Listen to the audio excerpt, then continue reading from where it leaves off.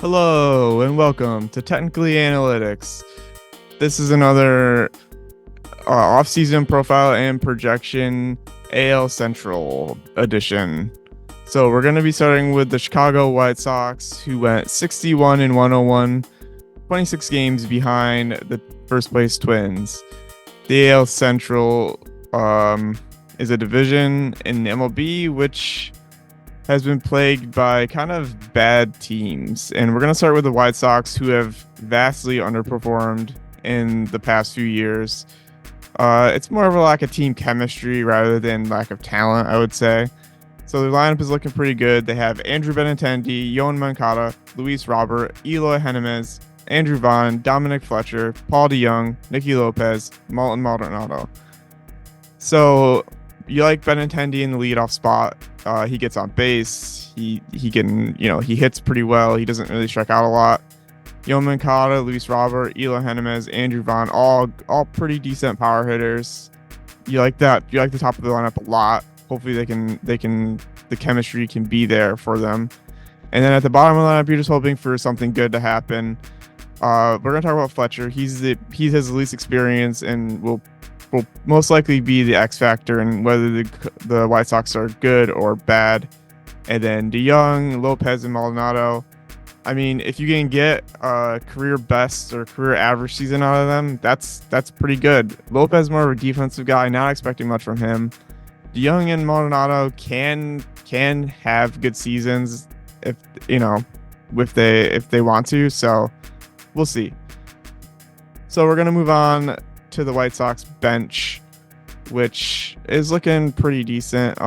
They got Max Stassi at catcher, backup, Gavin Sheets, Danny Mendick, Kevin Pillar. All these guys are pretty decent. I'm familiar with most of them, especially Pillar and Mendick. They were both on the Mets in recent years. And Sheets, he's been around. He's pretty good. And then Stassi, he's a pretty good catcher. I mean, decent offensive output from Sheets and Stassi at least, and Pillar. Mendick more of a defensive guy. So the guy that I want to talk about is Dominic Fletcher.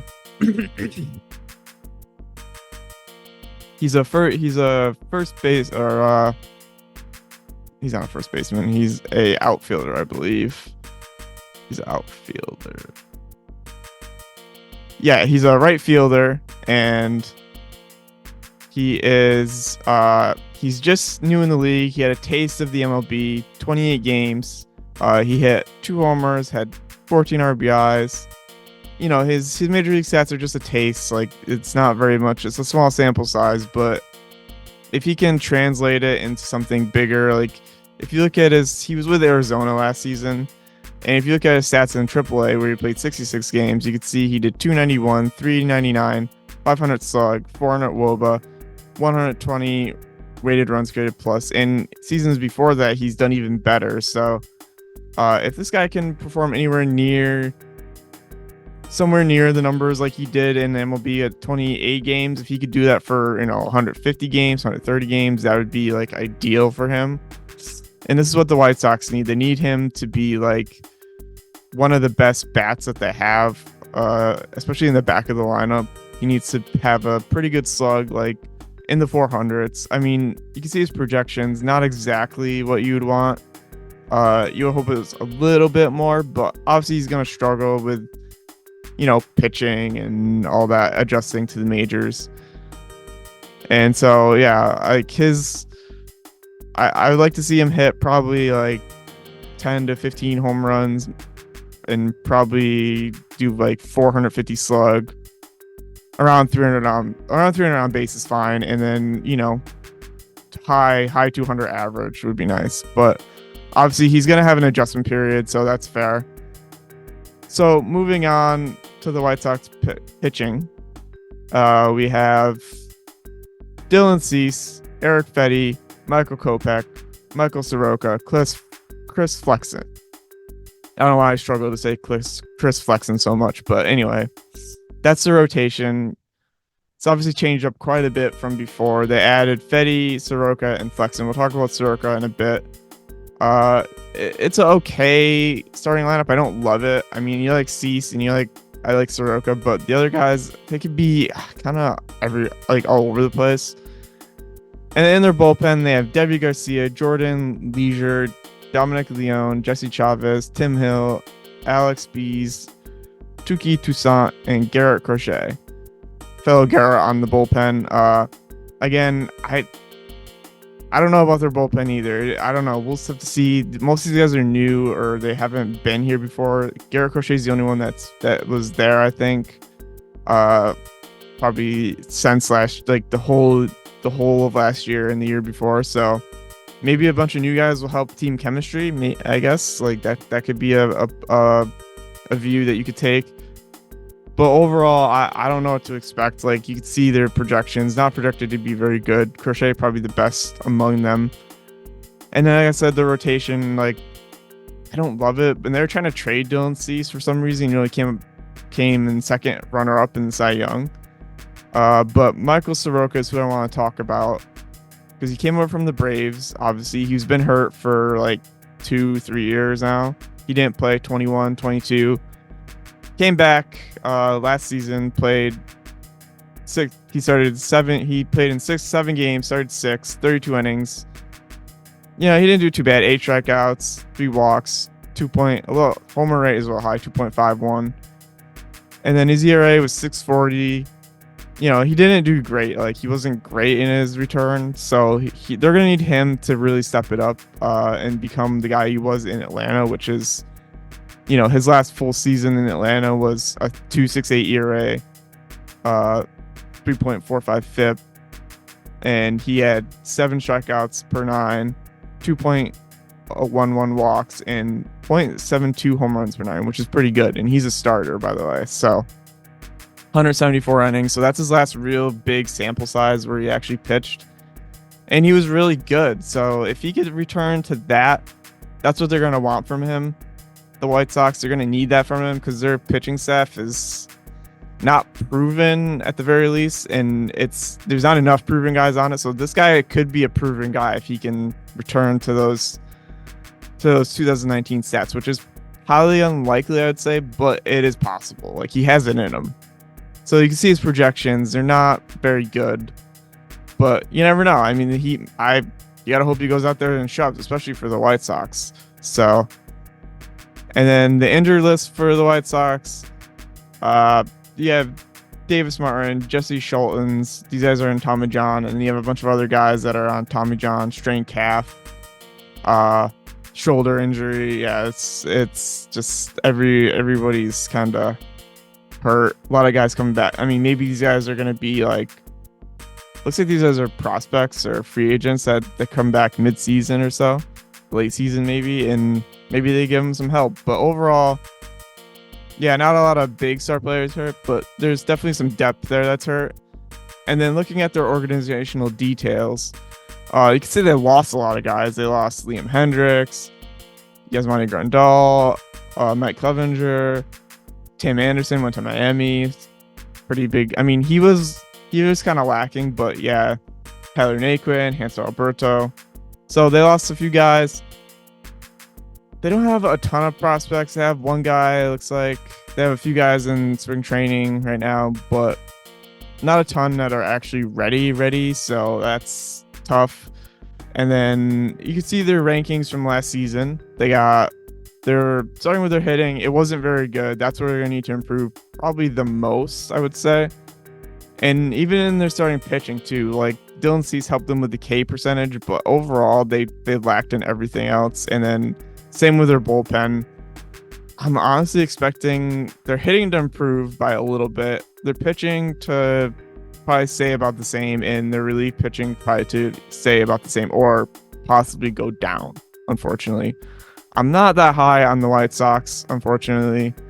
I think they have a talented lineup, so I do believe in their lineup, but their pitching, I'm not sure. Like, I don't know. I'm not sure about that. So for my prediction, I have the White Sox going 73 and 89, last place in the AL Central. And moving on to the Cleveland Guardians. The Guardians went 76 and 86, 11 games behind the first place Twins. The Guardians lineup is looking similar, but just a little bit different, maybe, but pretty similar. So leading off, they got Steven Kwan, Andres Jimenez, Jose Ramirez, Josh Naylor, Ramon Laureano, Bo Naylor, Kyle Manzardo, Brian Rocio, Miles Stroll. So the knock on the Guardians lineup is their lack of power and hitting, their ability to hit the ball like consistently. And it kind of still rings true. They didn't add a lot of guys. They added Manzardo from a trade via trade.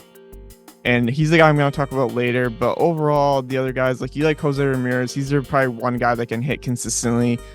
And then you have Andres Jimenez and Steven Kwan on base guys, big time on base guys. Both Josh Naylor, he has shown power at times. Ramon Laureano has shown power at times. Bo Naylor power at times. But overall, you need to see more hitting from this lineup, like more power, more consistently hitting the ball.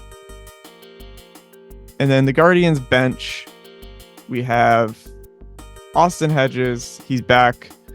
Gabriel Arias, Devinson De Los Santos, Esteban Floro. I could take or leave. I like Hedges, great catcher, great. He has the ability to he's like one of the best framing rates in the game. So you love Hedges. The other guys, not too sure. Like, haven't heard of them, most of them, and so I'm not too sure if they're going to be good at all. It looks like this Floro guy is Rule 5, or this De Los Santos is a Rule 5 guy, so he'll be on the roster the whole season. That's interesting. So the guy I want to talk about is Kyle Manzardo. He's a first baseman, and he was a trade from the Rays, acquired in a trade from the Rays, and he basically spent a lot of, he hasn't been in the major leagues yet, basically. He's a full rookie, like no experience in the majors at all. So he's been in AAA for a while. And you can see his AAA stats, which, can't read too much into it, but if he can show what he did, and it looks like when he was with Cleveland's AAA team, he actually performed really well. 123 rated runs good plus 590 slug.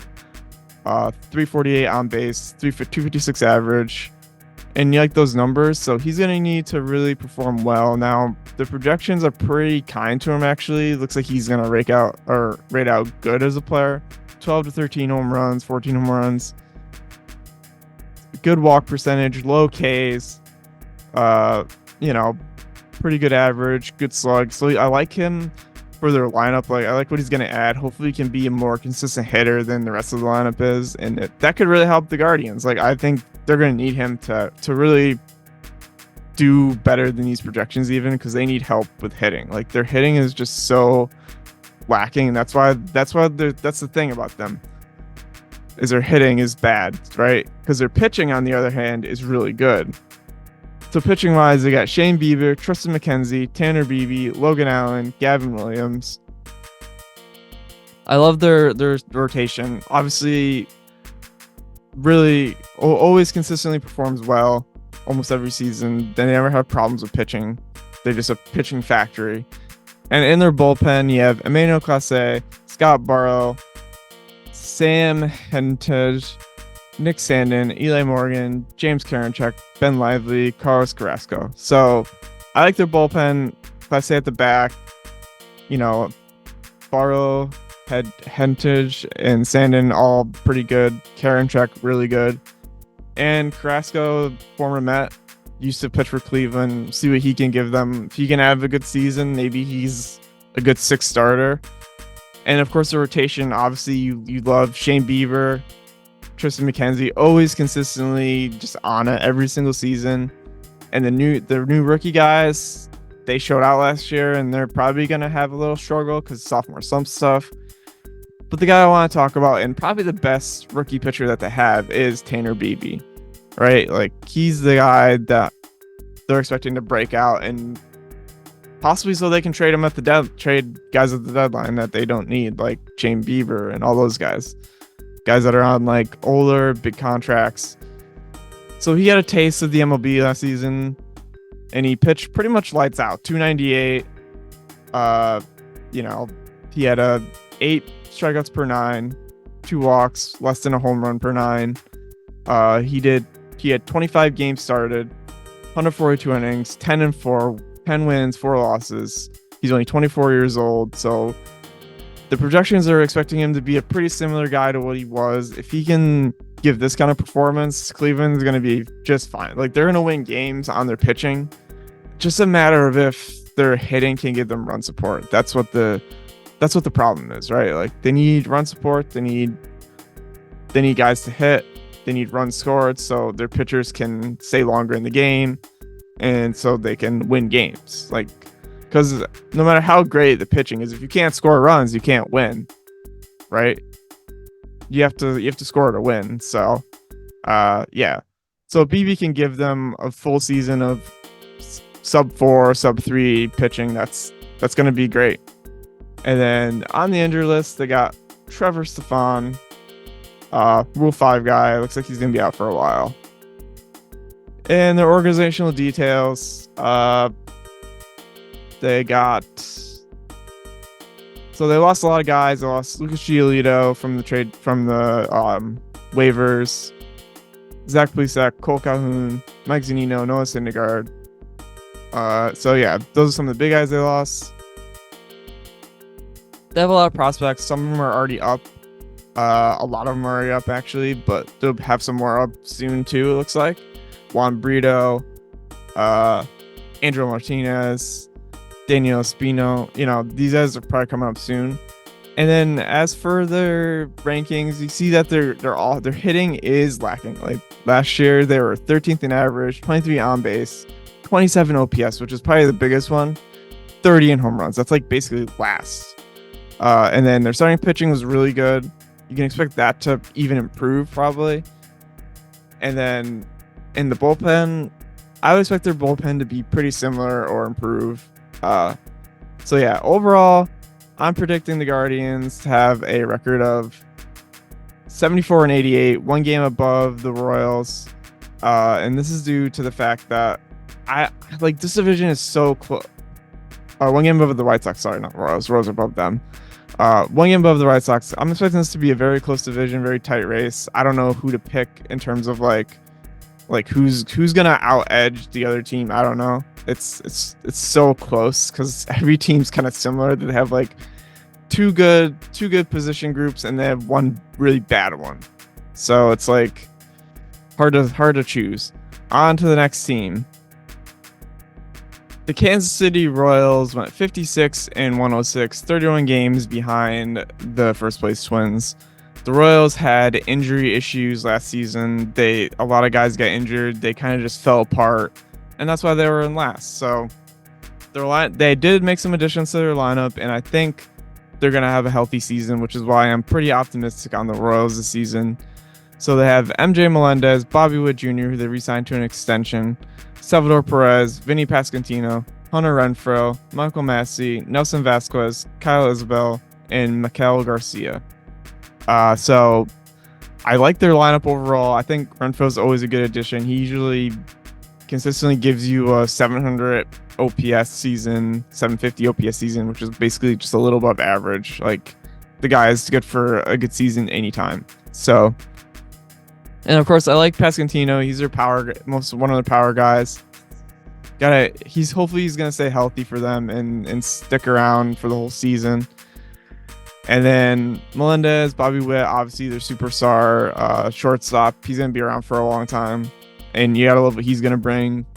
So, and then the back of their lineup is of course a question mark. How much are these guys gonna give you? Like Massey, Velasquez, Isabel, Garcia, like that's kind of up for debate, right? And then on their bench, they have Freddie Fermin, Adam Frazier, Garrett Hampson, Deion Blanco. Wow, AL Central is the Garrett division apparently. Didn't realize that. So I like their bench. Adam Frazier, obviously getting older now, but still a good player. So good. He's gonna be a good backup for sure. Garrett Hampson, pretty okay at outfield, infield. Good utility player. Freddie Fermin, take it or leave it. So the guy I want to talk about is is Hunter Renfroe. Now, like I was saying, he'll give you a consistent season pretty much every single year. He's very consistent. I mean, no, they don't have OPS on here, but you see that he gives you, 20, 30 home runs every single season. This last season was kind of a aberration, actually, where he didn't do as well, but you see he's pretty consistent. Like, he's around 500 slug, around 300 on base, and then around like 250 average almost every single season. And he's been with quite a few teams: Padres, Rays, Boston, Milwaukee, and Cincinnati last season. So if Renfroe can give us another consistent season, looks like he's dropping off a little bit. They have him dropping off a little bit more in like the mid 400 range for slug. Still in 300s for on base, which is good, and still 250 average. So yeah, he's gonna give you that. He's gonna be just a little bit above average, which is just fine. And they're having him basically average right now, but he's good for like two war season. I mean, typically. So I like what Hunter Renfroe can bring to the lineup. I think his consistency can maybe be contagious and spread to the other guys on the team. So we'll see.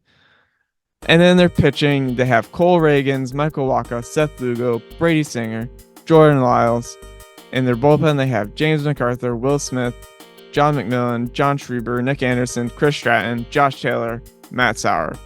So overall, I like what they did with their starting rotation. They added Michael Wacha, Seth Lugo, who we'll talk about in a bit. And overall, I always liked Singer and Lyles. I think they've struggled a bit in the past, but they are solid pitchers, MLB pitchers. Like, they're not bad. And then Reagans, he's okay, but I like their addition of Wacha and Lugo. They're innings eaters. They're gonna give you 150 innings or whatever, and pretty solid rotation. Not the best in the league, but not the worst. And then their bullpen, they added a bunch of different guys: Will Smith,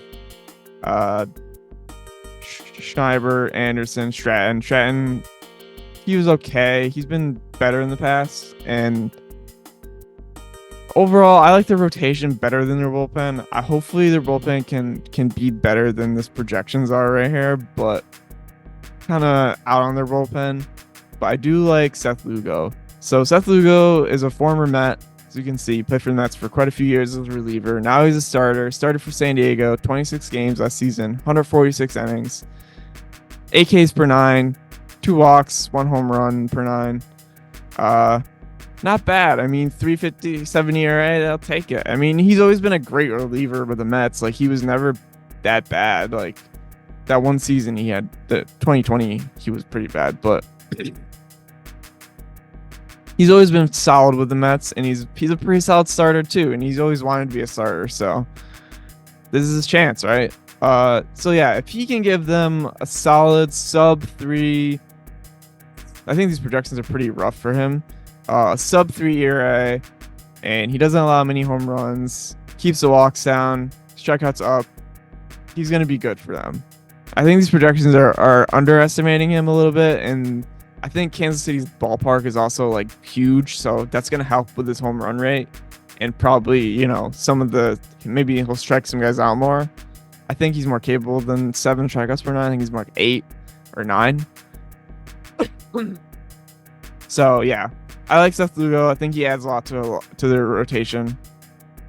And on their injured list, they have Kyle Wright, Chris Bubik, and Carlos Hernandez. These guys will all be back probably late to mid-season.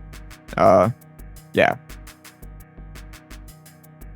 So on their organizational details, they got Zach Greinke, who they haven't re-signed. I haven't heard anything about him. They also Amir Garrett, Hunter Dozier, Jackie Bradley Jr., Matt Duffy. So yeah, prospects. They have quite a few prospects that are actually ready to come up soon, looks like. Javier Vaz, Nick Lofton. Yeah, few prospects. Nothing too crazy. Maybe late season those guys come up, help them out. And then the rankings last year, they were pretty low on offense. I expect that to improve kind of a little bit, especially with Renfroe. Hopefully they'll improve like maybe mid if they're in the mid-teens, I'd be happy with that. That'd be great. Let me know, Royals fans, what you think. Pitching, I'm expecting this to improve by a lot, actually. I think with Lugo, Waka, and the other guys, they're not gonna have that bad pitching. I think it's gonna be in the mid-teens, low to mid-teens. Really pitching, I could see it staying the same, honestly. Like I don't know that their bullpen's gonna improve or get worse, but I could see it staying the same. So for my prediction, I have the Royals being the best of the worst, 75 and 87. I mean, I could see this playing out any different way. Like I could see the Guardians in third. I could see the White Sox in third. I could see the Royals last again. I could see the White Sox going up to, to third, fourth. Like it could be all mixed up everywhere. I don't know. So it's kind of like on to the next team. The Detroit Tigers went 78 and 84, second place in the OS behind the Twins, 9 games behind. The Tigers lineup is looking pretty decent. Parker Meadows, Riley Green, Spencer Torkelson, Kerry Carpenter, Mark Canha, Colt Keith, Javier Baez, Gio Urshela, Jake Rogers. Overall, I like the Tigers lineup. They added Canha, who's a pretty great hitter. Really carried the Brewers last season at the end when they traded for him. I'm going to talk about Colt Keith later, but overall, I think they have a pretty solid lineup up and down, actually. Weirdly, like, it's pretty well put together. Good hitters at every position. And I think the weakest guy in the lineup might be Gio Urshela, but, like, it's fine. Like, he's batting 8th. So, yeah, I like their lineup a lot. I'm expecting Green and Torkelson to really give us more than they did last year. So and Canha, Baez, and Carpenter, they need to really step up their game more. They're more experienced guy. Well, Carpenter's a newer guy. He's going to be their DH, so I'm going to see the power from him. And then Canha, you can always expect a good season from him. He's kind of streaky though, from my time with him with the Mets, when he was on the Mets. And the guy I want to talk about is Colt Keith, which we'll get to in a second. On their bench, they have Carson Kelly, Andy Ibanez, Zach McKinstry, Matt Burling. One of the better benches, actually, I've seen in this division, I think. All former starters, or, started for a little bit at least, or they did something that resembled starting in the past. So I really like their bench. So Colt Keith, he's rookie, a full rookie in the league. So as you can see, his AAA stats from last season, he really banged. 287 batting average, 369 on base, 521 slug, 385 WOBA, 119 weighted runs created plus, even better in AA and single A. So yeah, this kid is going to be good. And I think the projections kind of agree that he's going to be good. And this is only his first year. So like it's expected he's going to struggle a little bit. They're giving him 103, 106, so anywhere from low 90s to 106 weighted runs created plus, which is pretty decent. Like 14 home runs, 55 RBIs, 117 games. Not a bad walk percentage, high strikeouts. That's fair. So if this kid can be anywhere near these projections of 106, 105 weighted runs created plus, 430 slug, 326 on base, 261 average, like the steamer projections here, and that's great. Like that's what they need from him. That's what they need him to be. So the Tigers pitching, they in their rotation they have Tariq Skubal, Jack Flaherty, Kenta Maeda, Matt Manning, Reese Olson. In their bullpen they have Alex Lang, Jason Foley, Will West, Andrew Chafin, Shelby Miller, Tyler Holton, Miguel Diaz, Joey Wentz. So overall, I like their pitching. The rotation they overhauled a little bit. So they got Kenta Maeda, Jack Flaherty, who we're going to talk about in a bit, and the rest of them are returning from last year, pretty decent. Their pitching was actually surprisingly great last season. So I'm expecting them to get even better with experience. And then their bullpen. It was pretty decent. I like the addition of Andrew Chafin and Shelby Miller. Those guys are pretty good, usually pretty consistent. And then the rest of the guys, I mean, hopefully they can return to or do even better than they did last. Jack Flaherty struggled with the Cardinals last season and the past couple seasons, so he struggled with injuries a lot, and that's why I'm expecting him to have kind of a breakout season if he could stay healthy. You can see the projections are not kind to him for 4 ERA.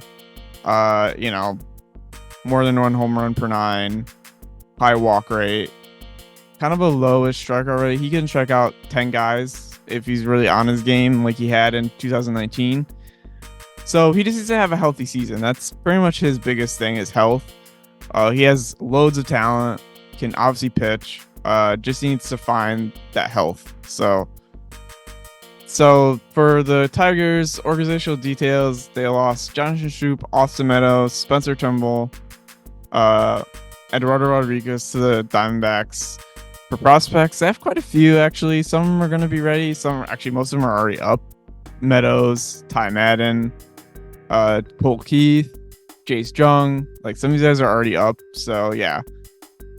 And then for the rankings last season, we have hitting.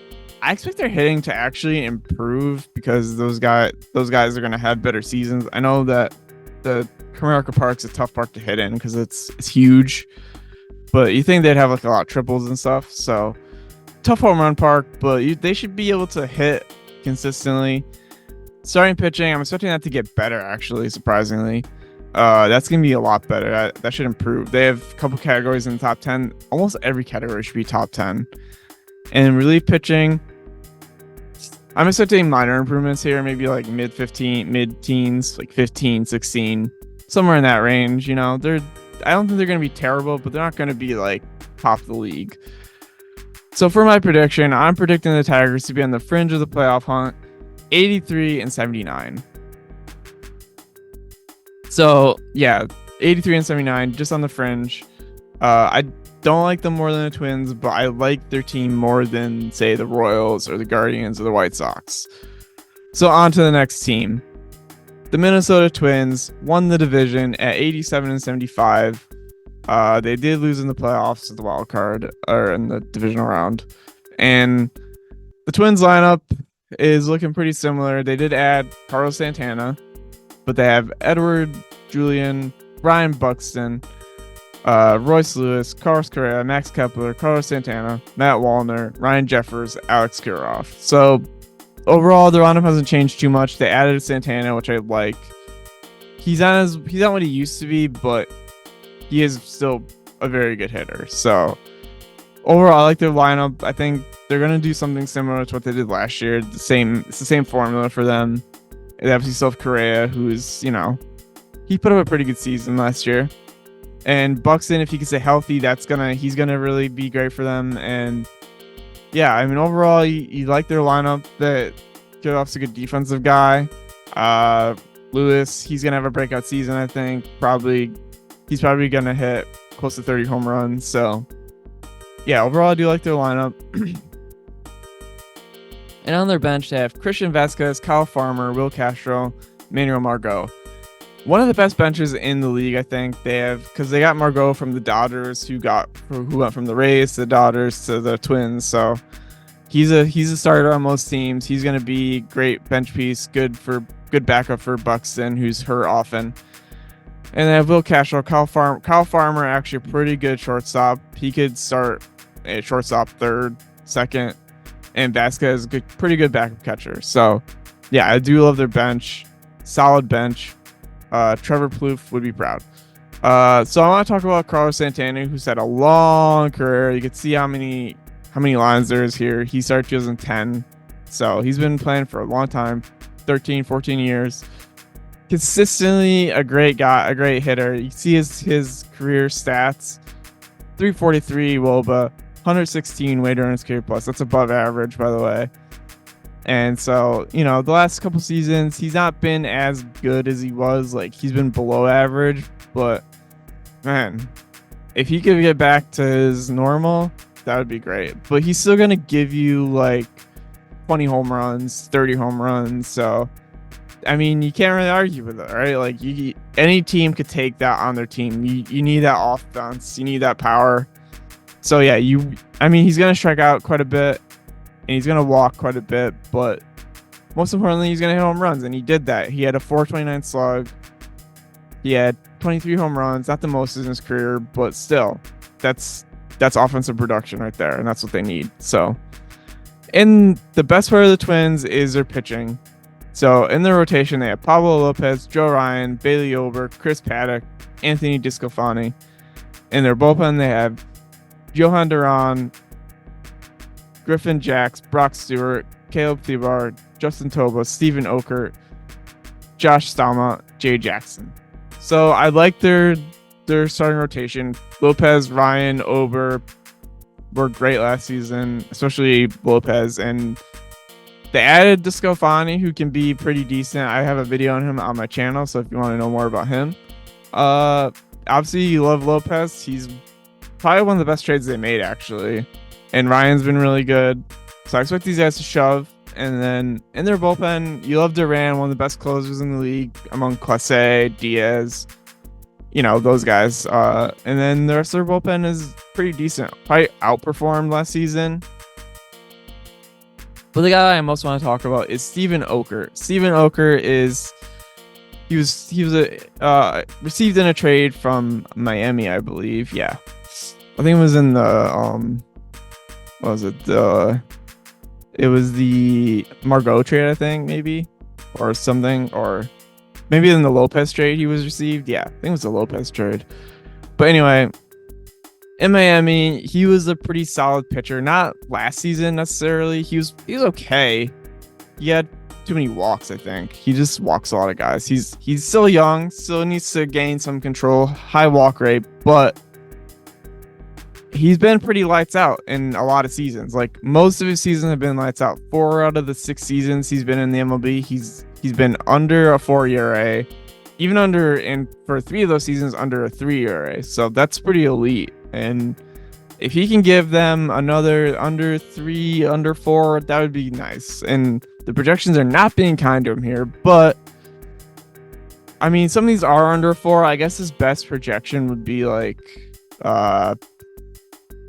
it would be this one right here, Steamer. So yeah, 10 strikeouts per 9, 3 walks per 9, 1.24 home runs per 9, 3.93 ERA.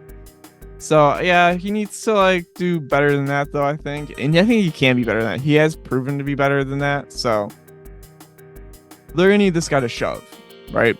If they want any success in it. If they want to keep that bullpen as good as it was, they need him to shove. And on their injury list, they have Josh Winder. I don't know. I guess it looks like he's gonna be out to the end of the season.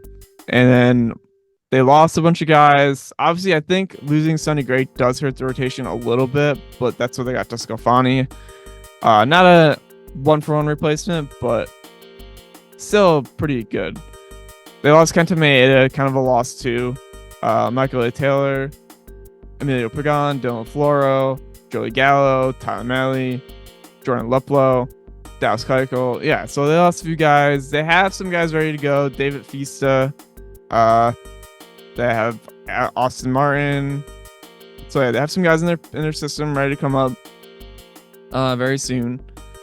So further hitting, I'm expecting it to be very similar, if not the same. Like maybe Santana adds a bit of power to their lineup, perhaps a little bit. And starting pitching, yeah, it might go down a little bit actually, because they did lose Gray and Maeda, who were pretty good for them. So it might go down slightly, but I'm still expecting them to pitch really well.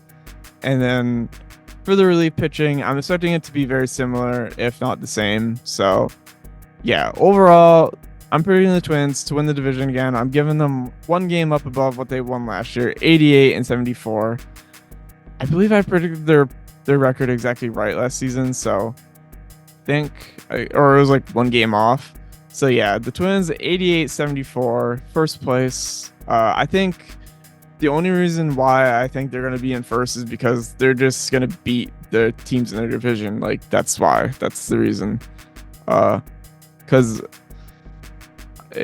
Because otherwise, like I don't see how they in other divisions. I don't think they'd be this strong, but in this division, I think they're just the best team overall. So that's what gives them the edge. Is they'll beat the division, and that's kind of all you need to do is beat your division, and then you easily win. So thanks for watching. Tune in next week for the AL East. I believe I'm doing next. So yeah. Thanks for watching, and baseball.